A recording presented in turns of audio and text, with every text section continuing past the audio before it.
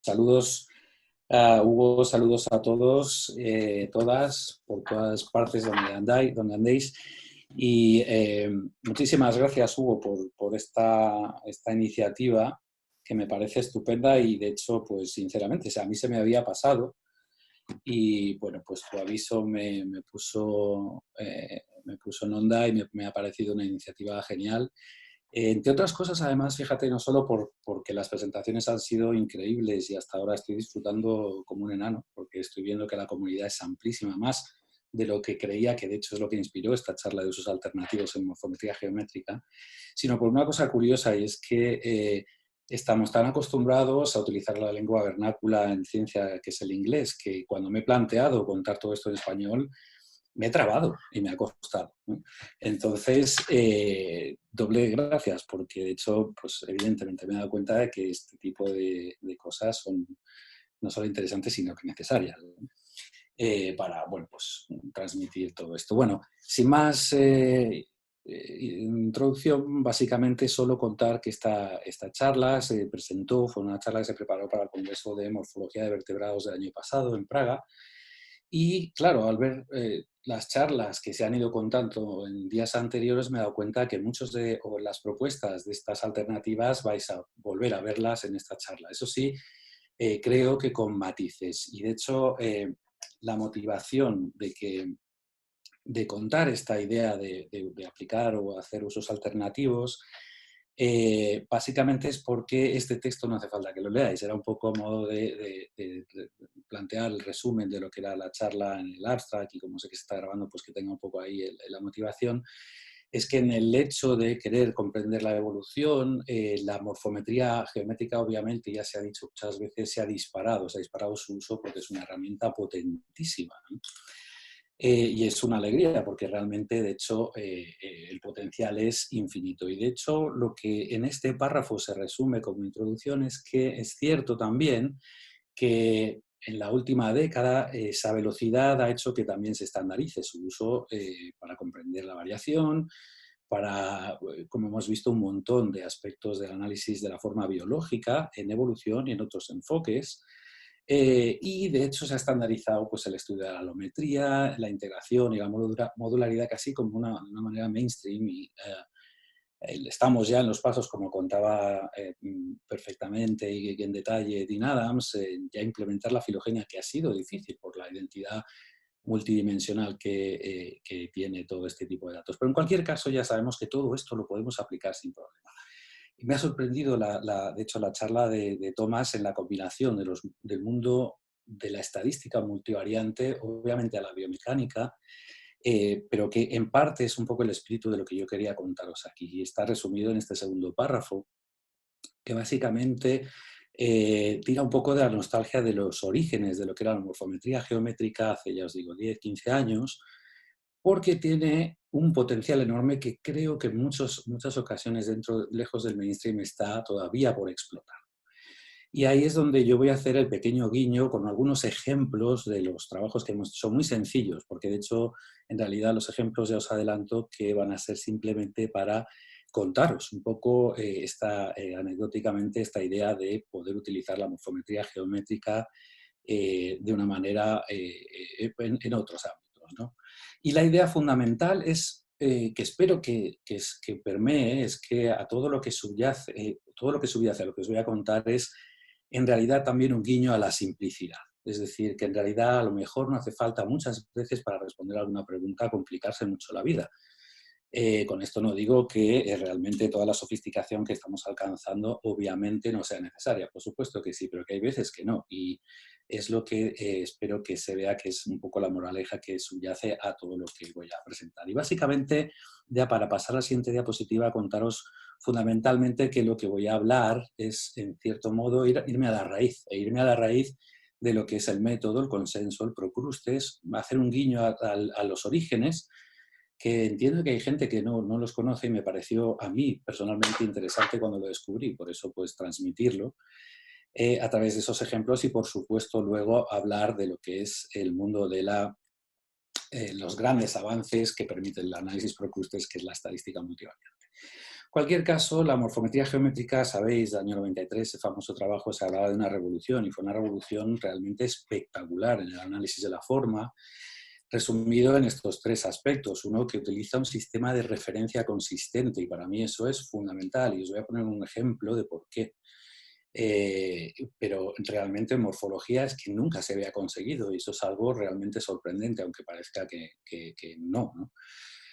También redimensiona las diferencias de escala. Como sabéis, independiza la forma del tamaño, y por tanto sabemos que si hay alometría, por ejemplo, o encontramos alometría, pues que es cierta, ¿no? Que es decir, que no es espuria o que no es debida a una autocorrelación, por ejemplo. Y también permite, y esto es algo que también a veces se está obviando, la visualización gráfica de las diferencias por comparación, bien de todo el conjunto de datos o vis a vis o por pares, a la luz de los resultados estadísticos o de las puntuaciones de la estadística multivariante. Y hay veces que veo que no se explota realmente como recurso visual. Hemos visto en la charla de Tomás que sí, de hecho, pues realmente todo esto, y me voy a apoyar en otras charlas también para poder resumir un poco más, porque es evidente que gente lo está intentando, ¿no? Entonces, lo que también me gustaría enfatizar en esta diapositiva es que en realidad cuando se habla de morfometría geométrica se habla del método Procrustes y de estadística como la misma cosa, cuando en realidad a mí me parece que es muy, muy importante separar lo que es la metodología Procrustes como idea y luego cómo, de hecho, además, el hecho de que pueda analizarse estadísticamente es realmente lo que ya abre un mundo gigantesco, casi infinito, ¿no? ¿Por qué? Pues porque puede analizar, permite factorizar diferencias, por supuesto clasificar, y permite también, y ahí es donde creo que está la verdadera clave de todo el asunto, todo el meollo, es analizar la covarianza, es decir, la covarianza de los cambios de forma con cualquier otra variable que pueda ser susceptible de tener un interés biológico para explicar el cambio, ¿no? Así que me voy a las raíces. En las raíces del Procrustes está la comparación, en la raíz del origen, y lo que es alucinante es que realmente devino de intentar por parte de la psicología de materializar cuantitativamente las percepciones de la gente. Y de hecho demostrar que puede codificarse con coordenadas cartesianas. Es decir, no estamos hablando del arma, estamos hablando de ese método Procrustes que es capaz de codificar percepciones. De hecho, el análisis donde más se utiliza a día de hoy se llama análisis sensorial o perceptivo, donde se puede abstraer la opinión de personas sobre, en este ejemplo, por ejemplo, cereales. Y al codificar con números lo que piensan, pues del sabor, de la textura, del precio, de si es sano o no es sano, etcétera, etcétera, un conjunto de cuestionarios puede devenir en configuraciones donde las respuestas a esas sensaciones sobre, en este caso, los cereales, se pueden codificar como landmarks. Es decir, que aquí tenéis realmente los ratings de, por ejemplo, yo sobre los cereales codificados como coordenadas que de hecho luego se pueden utilizar en el método Procrustes. Aquí os pongo un ejemplo quizá un poquito más visual en el que estos análisis sensoriales se han hecho sobre manzanas, las manzanas que tenéis aquí y otras cuantas más. Está resumido, veis que hay valores perdidos, cero, donde la gente puede no opinar, por ejemplo, y aquí lo tenéis demostrado, os lo he hecho yo en gráfico para tridimensional, porque obviamente estos vectores lo que tienen de complicado además es que son n-dimensionales, pero para nosotros morfólogos nos movemos en 3 dimensiones. Aquí tenéis la superposición Procrustes de esas 3, o de esas 4, perdón, configuraciones de respuestas y, por tanto, la idea clave del GPA, del Procrustes, del calcular esa media, que de hecho es la clave fundamental de los métodos Procrustes, que además de coordinarse a esta media, lo que pretendían, y Gobor lo explica claramente, había otros autores también trabajando incluso antes que Gobor en esto, pero bueno, es como siempre, ¿no? Que al final se consensúa, y era el eliminar el factor de escalado, porque claro, una respuesta de 1 a 5 tiene una magnitud que en términos sensoriales no tiene sentido, hay que reescalarlo todo para que se homogenice, y de hecho, bueno, pues de ahí deviene la idea de todo el método. Lo interesante es que todo esto se puede después analizar con esta maquinaria estadística a la que estamos ya perfectamente acostumbrados, que es la estadística multivariante, aquí tenéis un PCA y veis, por ejemplo, pues las diferencias entre las manzanas. Obviamente, aquí tenemos una filogenia molecular de las variedades de manzanas que nos comemos y, bueno, pues como anécdota, fijaos que estas tres manzanas son estas tres de aquí, en realidad se parecen un montón, pero ojo, morfología, no, son sensaciones, es lo que la gente ha opinado sobre estas manzanas y podríamos trazar la evolución de ello. Esto es anecdótico, a lo que voy es que realmente pensad que la idea que subyace a lo que estoy diciendo aquí es que en realidad, como morfólogos, podríamos perfectamente cualificar aspectos fenotípicos de escarabajos, por ejemplo, preguntar a especialistas y de ahí, por ejemplo, establecer una dispersión de ver cuál es en realidad la media de las opiniones y de ahí estructurar toda un análisis de varianza a partir de la morfología, eso sí, descrita cualitativamente. En cualquier caso, nosotros vuelvo aquí a la morfometría geométrica y me voy a la forma biológica. Y como sabéis, bueno, pues el gran salto en realidad viene de la idea de acoplar al concepto de biología matemática. Os pongo un ejemplo, pues obviamente que es lo que más destaca y todos conocemos, que es Darcy Thompson, que además está, ¿no?, siempre en la base de la génesis de la morfometría geométrica del Simple Spline y demás, con las mallas de deformación. Pero claramente la idea ingeniosa es el transformar las coordenadas de Landmarks con una correspondencia biológica entre individuos de la manera que se propone desde el criterio Procruste, ¿no? Entonces ahí está la clave del mundo de la morfología, de análisis morfológico de la morfometría geométrica. Resumiendo y para mostraros algunas ideas de los ejemplos, para que podáis seguirme en los ejemplos que os voy a mostrar, pues simplemente un resumen de donde estamos ahora, la operatividad de la morfometría geométrica a día de hoy con los métodos Procrustes y la estadística. Primero, esos landmarks, aquí tenéis un cráneo en vista lateral de un ave, pico, la órbita parado que alberga el ojo, el neurocráneo, el foramen magnum que engarza con el cuello, etcétera, etcétera. Un ejemplo de superposición, los residuos de unos 180 individuos a través de la filogenia. Es un trabajo que se publicó en el año 2004 primero, pero que forma parte de los datos que Chris Klingemer y yo publicamos en el año 2013. Están disponibles en Gaia.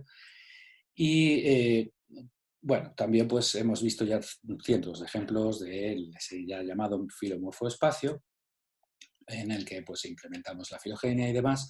Y fijaos, os voy a mostrar lo que significa que hemos reducido la muestra, que hay menos individuos, lo que sería la variación capturada por el PC1, por el primer componente principal. Aquí hago un guiño un poco al Simple Spline, que me parece una idea brillante y que tiene un potencial y tiene, bueno, es un potencial, ¿no? En realidad es súper potente para expresar un montón de cosas, más allá de que luego analíticamente también sabéis que es súper útil y bueno, todos los relative force análisis, la escala de variación y demás. Pero fijaos que en realidad os decía que os estoy expresando lo que quiere decir el PC1 y en realidad no lo veis. Fijaos, he quitado el pico porque aquí se ve claramente que el pico varía, es lo que más varía de esta superposición. Lo elimino porque además da problemas al Procrustes, entonces si elimino esa variación localizada me quedo con esta variación y aquí la tenéis expresada. No se ve nada. En realidad, ¿qué es esto? Pues no tengo ni la más remota idea. De hecho, fijaos, aquí os decía que la morfometría geométrica también tiene un papel fundamental a la hora de expresar gráficamente los resultados, porque es muy potente para ello. Fijaos que en realidad estos dos extremos del PCA, estamos aquí y aquí, en realidad están capturando un montón de información que está expresada con esta metodología que se llama Image Unwarping, que no sé ni cómo se puede traducir al castellano, pero realmente es una idea que propuso Fred Bustin, que luego desarrolló, programó Jim Rolfe, el programa se llama TPS Super, y fijaos que lo que hace es calcular la media de imágenes a partir de todas las fotos originales que uno ha utilizado, deformadas a la media y luego píxel a píxel superpuestas, y permite ver con claridad lo que estos cambios de forma que está capturando el PCA quieren decir. Cráneos globosos y doblados frente a cráneos estirados y como mucho más estrechos. Esto que veis aquí, que parece un chorro, en realidad no es un chorro, en realidad es que estos individuos tenían vértebras aquí, pero al no poner landmarks, no captura, el método te dice que ahí no estás capturando nada de resolución en la interpolación que hace para expresar la forma. Y eso está muy bien porque fijaos, aquí por ejemplo, en lo que sería la calota, en la bóveda craneal, tampoco había landmarks perfectamente. Lo que de este método te ayuda es saber cómo estás capturando, en cierto modo, o sea, no solo a expresar los cambios de forma, sino también a cómo estás capturando las diferencias, perdón, tus landmarks, cómo están capturando la forma que tú quieres estudiar. Esto os pondré luego un ejemplo un poquito más allá de lo que es estar flexionado, ¿no? Y las implicaciones biológicas que tiene esa metodología que quería mostrar, pero bueno, ya para resumir, pues como todos sabéis, el thin place plan y la interpolación, donde se luce y realmente expresa claramente de una manera casi, aunque virtual, real, los cambios es en 3 dimensiones, ¿no? Y aquí tenéis pues un cráneo estirado y lo que sería el cráneo doblado y mucho más cabezón, mucho más globoso. Bien, pues el mundo de la covariación, simplemente un ejemplo que quería poner, que también hay gente que le cuesta, en cierto modo, también ver qué puede ser esto de la covariación. Esto es un ejemplo que 5 minutos, intentamos que fuera... Jesús. Vale, pensábamos que fuera didáctico y en realidad, para que lo fuera, en morfometría geométrica siempre hablamos de alometría, perdón, hablando de la correlación del tamaño y la forma a través del centroid size. Pero fijaos que en realidad también se puede utilizar la masa y se puede utilizar el tiempo de crecimiento si lo que tienes es, por ejemplo, en este caso, este ejemplo era una serie de crecimiento de pollo. Para resumir, simplemente lo que estaba mostrando este ejemplo, ya digo, didáctico, es que en realidad tanto el peso puede servir como una variable independiente para demostrar o capturar cambios por correlación, igual que el tiempo, que todos ellos tienen exactamente el mismo significado en el desarrollo. Pero para mí la panacea es el mundo de los mínimos cuadrados, mínimos cuadrados parciales en dos bloques, ¿no? Y el ejemplo no es mío, el ejemplo que os voy a mostrar rapidísimamente viene a relación con lo que sería el análisis perceptivo, que es un trabajo que publicaron en el año 2008 Benjar y colegas, donde está también el genio de Dennis Lice, que perdimos hace muy poco, lamentablemente. Y simplemente para que veáis, no voy a entrar obviamente en la metodología, pero sabéis que son dos bloques de variables entre los que se buscan correlaciones, por simplificarlo. En este caso, fijaos, el estudio de la variación y la covariación de forma era en explorar las percepciones que puede tener la gente sobre los frontales, las caras de los coches. Y con, con la metodología lo que se ve claramente, el resultado es que un 96% coinciden en que hay caras más duras, más dominantes o más sumisas. Más allá de la interpretación, la idea clave es que la percepción puede cuantificar si la metodología permite analizar la forma de una manera muy sofisticada. Resumiendo, el PLS, el Procrustes permite, de hecho, ordenar solo el Procrustes permite utilizar marcos de referencia comunes. Fijaos, por ejemplo, en este caso es un trabajo que lo que demostraba es que las bases de referencia anatómicas son muy variables. Y en el caso en el que veis, este pájaro que se llama Scolopax, es la becada, siempre se ha pensado que tenía el oído por delante del ojo, pero simplemente era porque se comparaba poniéndolo encima de una mesa. Darcy Thompson propuso este dibujo que veis aquí, y en realidad decía que había que utilizar el suelo craneal. Y luego, en realidad, también otra propuesta de los años 50 era utilizar el oído intermedio. Lo que pasa, haciendo un análisis de Procrustes, como veis, es que este pájaro tiene el cráneo hiperdoblado. Entonces, ¿eso a qué lleva? Pues que en realidad necesitamos orientarlo para decir que es dorsal y que es ventral, por ejemplo. Para decir que es dorsal y ventral, como los residuos de Procrustes sabemos que son invariantes a la rotación, yo podría expresarlo así a la izquierda, al centro, lo que fuera. Lo puedo coordinar a un cocodrilo que sé que está dorsoventralmente aplanado relativo al eje de la gravedad, con lo cual al menos es obviamente un consenso, esto no es una verdad absoluta, pero sí puedo decir frente a otro arcosaurio que es dorsal y que es ventral en este animal. Pero fijaos, ya llevándolo al mundo del PLS, la idea era, bueno, pues en realidad si el oído cambia tanto y no puede usarse como una estrategia para coordinar cráneos y expresar la anatomía, podemos ver, y sabemos que es un órgano que está asociado a la velocidad en vuelo, a la locomoción, podemos ver si se estabiliza en algún contexto de locomoción. Bueno, pues esto es un trabajo que se hizo, un trabajo de grado, Joseba Lazcoz, y lo que vimos, fijaos, es en esta muestra de 275 imágenes volando sacadas de internet. Ahí tenéis el pájaro medio volando, no hay landmarks en las alas, como veis no captura esto, pero sí que coordina y de hecho utiliza una postura común para poner a todos esos pájaros volando. Y ahí lo tenéis. La única cuestión que hicimos luego es, sabiendo que está todo coordinado a la media, simplemente rerotamos todos estos esquemas que estaban medidos en alerta para ver cuál era la orientación del oído y vimos que en realidad, incluso volando, el oído cambia muchísimo de postura. Con PLS vimos que además que los resultados se asociaban a la forma del cráneo, con lo cual con PLS lo que fuimos es a buscar nuestra muestra de cráneos, globosos o cabezones o estirados, y vimos a ver si covariaban, haciendo en este caso que la correspondencia obviamente no fueran los landmarks, sino que fueran las especies, y vimos que claramente había los cabezones predecían formas que coincidían con las primeras dimensiones, la primera dimensión de variación capturadas por el análisis previo.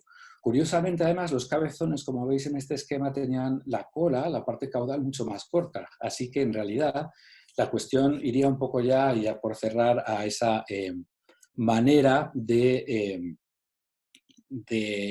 llevarse los datos visuales y reconstruirlos como transformaciones en modelos virtuales reales al mundo de la biomecánica. Sabemos que los pájaros cabezones tienen, pues van a ser rapaces, etcétera, etcétera, con lo cual pues simplemente nos podemos llevar ese esquema a un cañón de aire y ver realmente ponerlo a una velocidad tope de lo que se estima que puedan ser las velocidades que alcanzan rapaces, cerca de 50 kilómetros por hora, y como veis realmente ese cabezón claramente está teniendo un efecto sobre la cola corta en un sentido aerodinámico, donde veis que incluso ese hueco probablemente es el que queda para que las plumas de hecho funcionen como un timón a la hora de alcanzar estas velocidades en pájaros cabezones que a su vez son mucho más cefalizados, etcétera, etcétera. Voy a dejaros aquí porque veo que me paso de tiempo, así que básicamente este trabajo va a salir, está en prensa ya, y simplemente os lo anuncio aquí para que veáis pues, en esa idea de las nuevas aproximaciones o aproximaciones, mejor dicho, alternativas a la morfometría, en el que hemos hecho un análisis que hemos llamado análisis unidimensional o aproximación unidimensional a la metodología Procrustes, estudiando la evolución de elementos articulados, como es la mano de la transición dinosaurio-ave, y unidimensional porque realmente la idea es que hemos transformado a coordenadas unidimensionales las medidas longitudinales de morfometría tradicional a coordenadas utilizando el método Procrustes. Y básicamente, bueno, pues os lo resumo aquí para que veáis que funciona, y simplemente si os apetece saber un poquito más, estad al tanto porque saldrá pronto y podéis hablar con Sergio, que os lo explicará muchísimo más en detalle. Y yo pues cierro para no robaros ni un minuto más. Muchísimas gracias. Muchísimas gracias, Jesús, por tu presentación ilustrativa. Nos lleva a recordar de dónde estamos y cómo llegamos a lo que estamos haciendo en la morfometría geométrica y lo mucho que nos falta por seguir aprendiendo. Tengo tiempo para preguntas. Tengo a Felipe Rodríguez. Felipe, ¿tienes la palabra? Sí, ¿me escuchan? Perfecto. Hola. Hola. Hola, Felipe. Interesante charla. Gracias. Muy importante. Yo creo que es una charla pues para los estudiantes, los que se van iniciando en la morfología. Muy clara, ¿no? Mi pregunta sería un poco más técnica de ¿qué piensas sobre los artículos que se mandan a publicar con estos métodos todavía tradicionales en morfología geométrica, dado que hay algunos revisores que como que no les gusta estos métodos tradicionales y de repente no quieren aceptar muy bien estos métodos usados en una publicación. ¿A qué métodos te refieres en concreto? A esto de los procrustes y usar Ajá. imágenes 2D. Sí, bueno, en el Funcionar. caso, claro, o sea, en el caso del 2D, sinceramente, por ejemplo, yo creo que el guiño ahí estaba claro en el 2D, 3D de los pájaros, que básicamente las dimensiones de variación son las mismas. Yo creo que eso hay que pelearlo porque hay veces que no hace falta ir a 3D y hay que pelearlo, creo, desde la pregunta biológica. Es decir, no es una cuestión metodológica, sino una cuestión en la que uno demuestre que en realidad no es que para la pregunta que uno se hace no hace falta sofisticarse mucho más. El problema es que es cierto que, y pasa, creo, en la comunidad de morfometría geométrica en general, que parece que los avances son ¿cómo diría? No solo dominantes, sino que son obligatorios. Es decir, que se quedan ahí y de alguna manera eliminan a todo lo que venía detrás. Y yo no estoy de acuerdo. Fíjate que incluso insistiría en que muchas veces, y de hecho ayudado con el PLS, por ejemplo, que se comentó el primer día, combinar morfometría tradicional con morfométrica muchas veces funciona, y funciona estupendamente bien, simplificándote la vida. Y de hecho, pues trabajos como lo que presentó Neus, que del trabajo, no sé si es del 2013, el Systematic Biology, que es una virguería, es una pasada de trabajo en el que se combina Fourier y Procrustes, por ejemplo, a través de la estadística multivariante, ¿no? Es decir, que la idea, creo que para no enrollarme más, es que la clave es demostrar e insistir que la pregunta biológica se puede responder de la manera que uno ha propuesto, aunque sea simple. Sí, claro, Súper, este muchas es lo que gracias, debemos Felipe. insistir. Uh-huh. Bien, no tengo mucho tiempo para preguntas, pero me gustaría, Jesús, que fuera. No, no, no, Sí, no, no, no saques la idea, pues. Ándate dos para atrás o tres para atrás, porfa.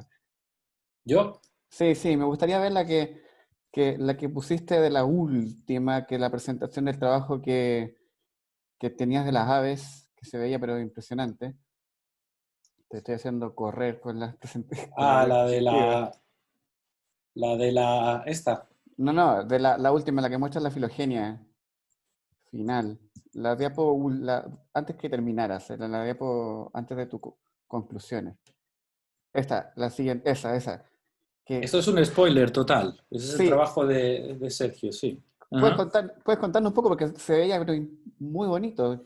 Esto es impresionante. Fijaos lo que, a ver, os decía unidimensional porque en realidad hemos comparado los dedos superpuestos y gráficamente los hemos separado. Entonces, estos son manos, ¿vale? Y lo que estáis viendo es la transformación de las formas más basales de dinosaurios maniraptores a las aves modernas, aquí. Entonces hay el resultado fundamental que se ve aquí, que es impresionante y la verdad es que nos llamó la atención, es que la disparidad de la mano aviana moderna es menor que la que precede en todo el mundo ancestral. Es decir, que aunque pensábamos que además iba a tener un sentido morfofuncional, es decir, de tipo de vuelo, y realmente estamos viendo que no, que realmente todas estas formas transicionales, por así llamarlas, también volaban. Es decir, que en realidad el constraint que hay aquí probablemente, aunque afectado morfofuncionalmente, tenga un sentido distinto. Y de hecho, con más resultados en este trabajo, y así que os lo dejo ahí para que os intrigue y os lancéis a leerlo, tiene que ver con la alometría evolutiva y aspectos de heterocronía también, como ocurre con el cráneo de las aves también, por tanto, de una manera bastante más global, ¿no? perfecto. Jesús, te doy las gracias por tu presentación. Nos Bueno, dejaste gracias con a ganas ti. de seguir viendo más, pero bueno, tenemos que...